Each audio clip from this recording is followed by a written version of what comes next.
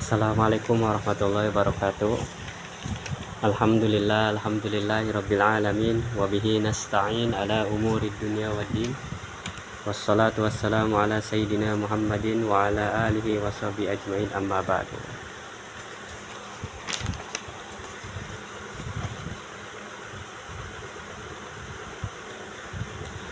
Nah, pada kesempatan malam ini, pada kesempatan sekarang ini,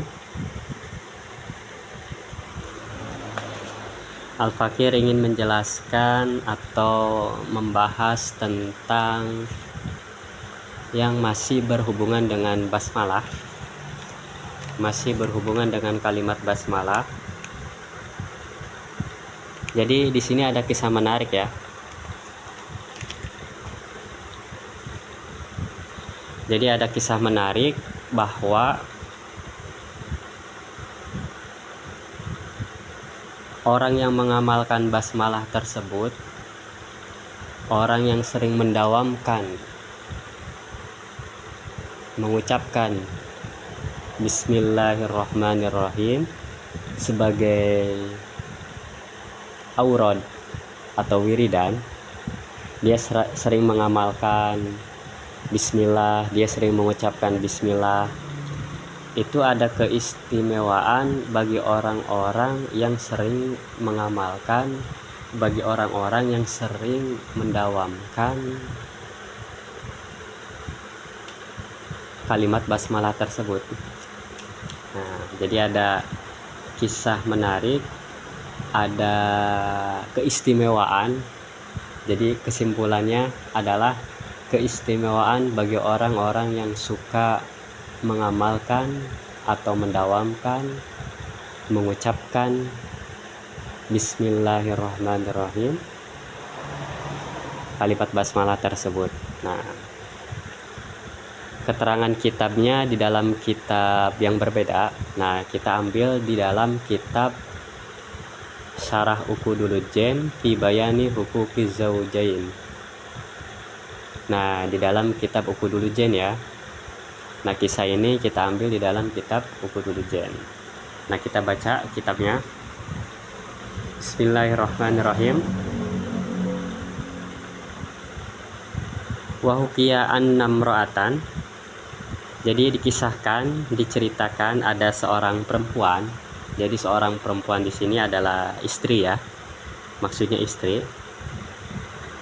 Kisahnya apa? Kana laha zaujun. Jadi seorang perempuan tersebut mempunyai suami. Nah, berarti ini kisah suami istri ya. Nah, kana laha zaujun munafiqun. Jadi si istri mempunyai seorang suami yang sifatnya munafikun. Jadi punya suami sifatnya atau karakternya itu adalah munafik. Nah,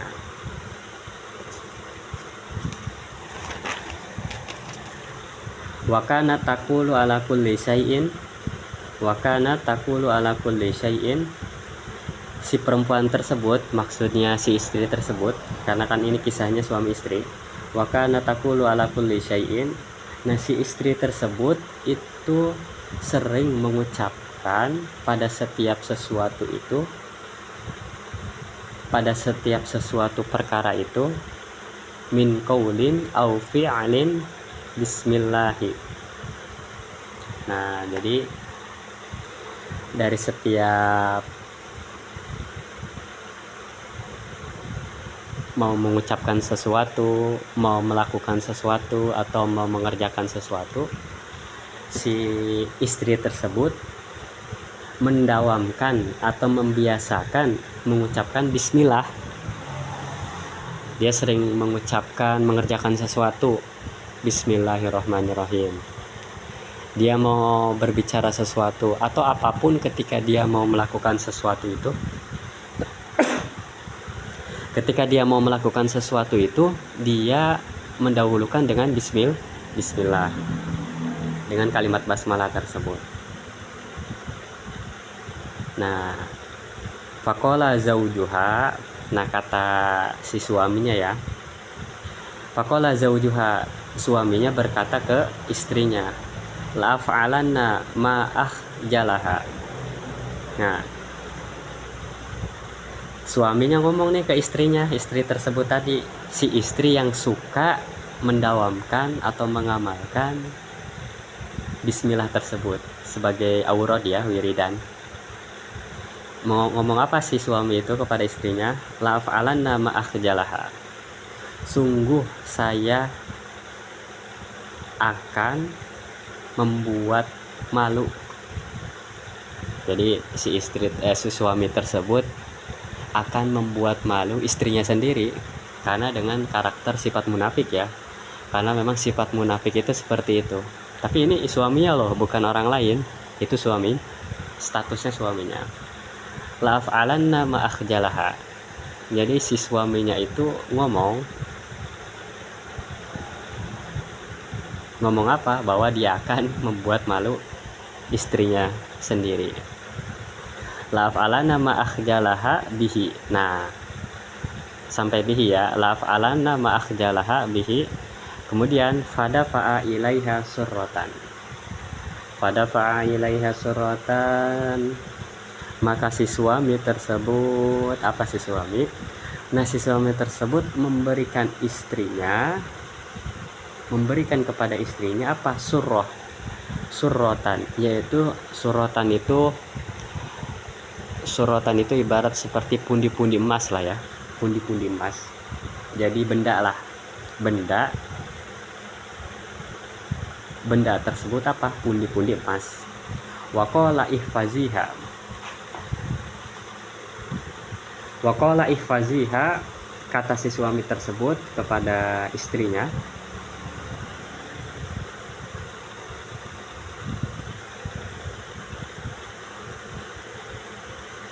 waqala ihfaziha,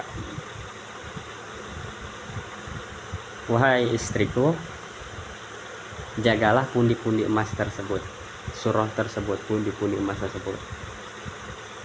Nah, jadi si suami itu memerintahkan kepada istrinya untuk menjaga benda tersebut, harta tersebut. Kemudian fawadu'atha fi mahallin, maka si istri pun setelah menerima daripada pundi-pundi emas tersebut, kemudian si istri pun meletakkan pundi-pundi emas tersebut, surah tersebut, fi mahallin, pada satu tempat lah ya, satu tempat di mana untuk menunda benda tersebut. Kemudian wa gototha fago falatha,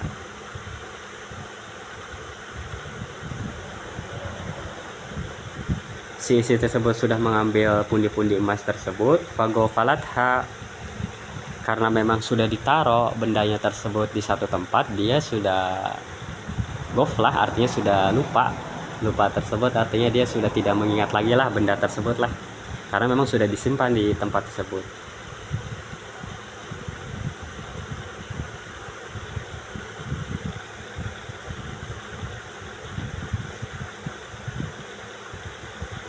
Kemudian wa akhadha surrata wa ramaha fi bi'rin fi darihi. Nah, wa akhadha surrata, nah si suami kan sudah tahu, si suami itu kan udah tahu meletakkan benda tersebut, pundi-pundi emas tersebut di mana. Nah, si suami udah tahu tempatnya. Kemudian si suami diam-diam dia mengambil barang tersebut, mengambil pundi-pundi emas tersebut secara tersembunyi tanpa diketahui oleh istrinya. Dia mengambil pundi-pundi emas tersebut, surah tersebut. Nah, waromaha, kemudian dia melempar pundi-pundi emas tersebut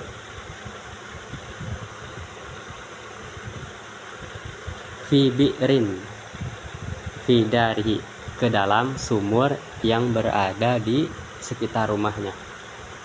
Nah, jadi benda tersebut dilemparkan ke sumur tanpa diketahui oleh istrinya. Nah, itu kisahnya. Jadi kisahnya itu seorang suami mengambil benda tersebut tanpa diketahui oleh istri secara tersembunyi. Kemudian summa talabaha minha fajaat ila mahalliha summa talabaha. Nah, si suami itu minta pertanggungjawabannya summa talabaha, dia meminta atau menuntut kepada istrinya, si suami,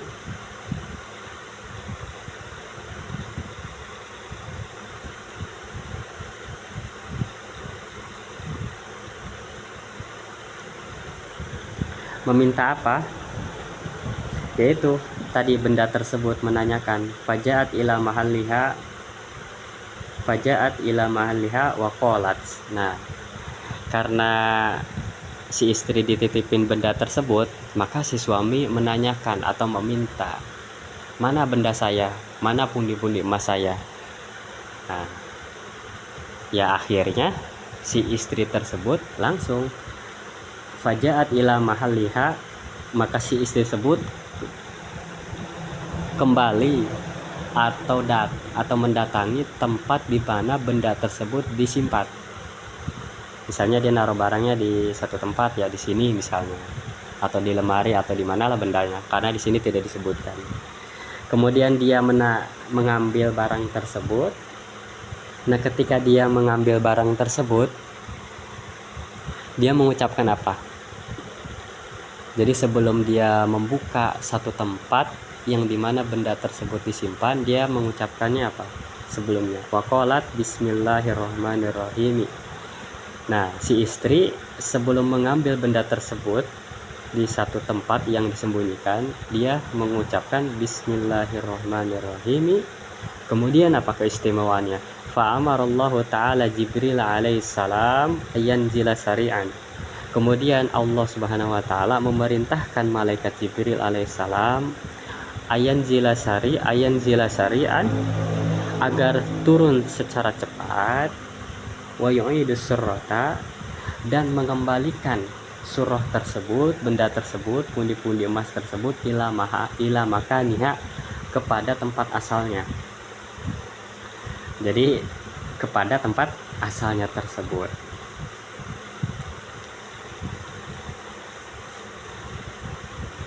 Nah, kan ceritanya gimana? Ceritanya kan benda tersebut kan sudah tidak ada di tempat. Jadi pundi surah tersebut, benda tersebut, pundi emas tersebut kan sudah tidak ada di tempat. Sudah diambil oleh suaminya secara diam-diam tanpa diketahui oleh istrinya atau disembunyikan. Cuman ketika si istri mau mengambil benda tersebut, pundi-pundi emas tersebut, di satu tempat itu yang fi mahalliha, di satu tempat yang disembunyikan. Nah, ketika dia mau mengambil itu, dia mengucapkan bismillah. Nah, maka seketika itu Allah memerintahkan malaikat Jibril untuk mengambil surah tersebut, benda tersebut yang ada di dalam sumur, untuk mengambil benda tersebut yang ada di dalam sumur untuk dikembalikan benda tersebut ke tempat asalnya, di mana si istri tersebut menaruhnya, di mana si suami mengambil atau mencuri atau menyembunyikan barang tersebut. Nah, itu dikembalikan. Jadi langsung dikembalikannya oleh malaikat Jibril alaihissalam. Padahal aslinya kan disembunyikan oleh suaminya. Aslinya itu sudah diambil duluan barangnya oleh suaminya. Bahkan waromaha, bahkan si suami tersebut di sini dijelaskan waromaha, sudah melempar barang tersebut ke sumur. Berarti kan ketika si istri mau ngambil barang tersebut, barangnya sudah nggak ada, sudah hilang.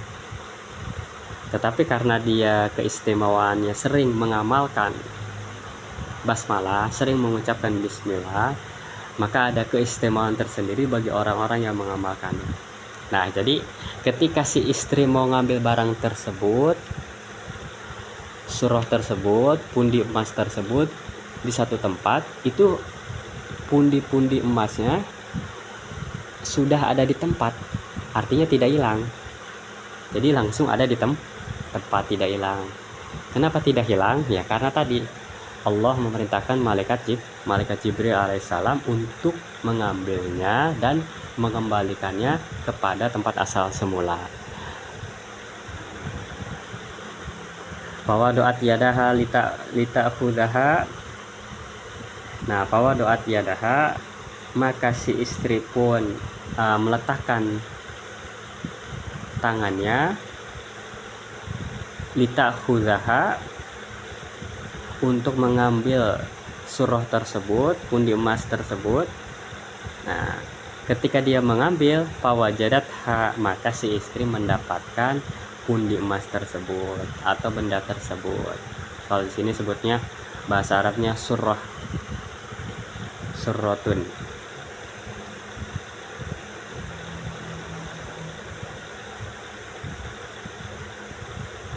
Kama wadoat sebagaimana yang telah diletakkan oleh si istri tersebut di tempat tersebut. Fa khodatha, kemudian si istri tersebut mengambil benda tersebut, pundi emas tersebut. Wana walatha, kemudian si istri memberikan pundi emas tersebut ila zaujiha, kepada istrinya, ila zaujiha, kepada suaminya.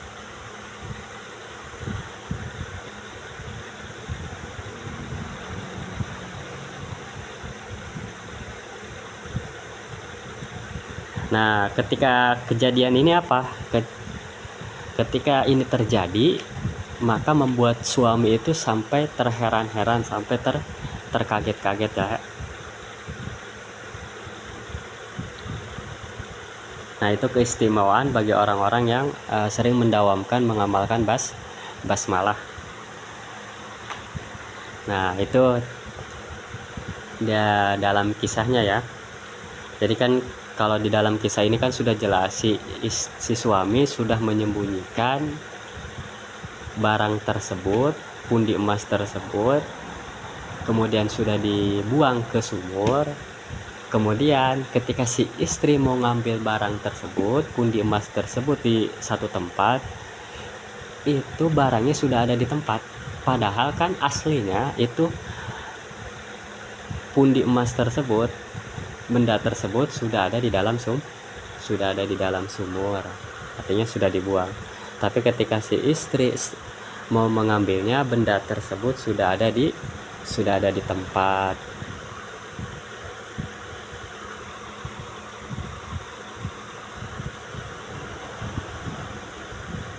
Nah, ini keistimewaannya. Maka fata'ajjaba min dzalika ghayat ta'ajjubi. Setelah kejadian itu apa? Si suami itu takjub, kagum dari peristiwa tersebut, padahal bendanya sudah disembunyikan, tapi balik lagi ke tempat asal. Ghayat ta'ajjubi, dengan sekagum-kagumnya, dengan seheran-herannya. Wataba ilallahi minan munafiqihi, wataba ilallahi ta'ala min nifaqihi, maka si suami tersebut yang tadinya sifatnya munafik, dia bertobat kepada Gusti Allah dari sifat apa? Min nifaqihi, dari sifat kemunikannya. Nah, ini kisahnya. Wallahu a'lam bishawab.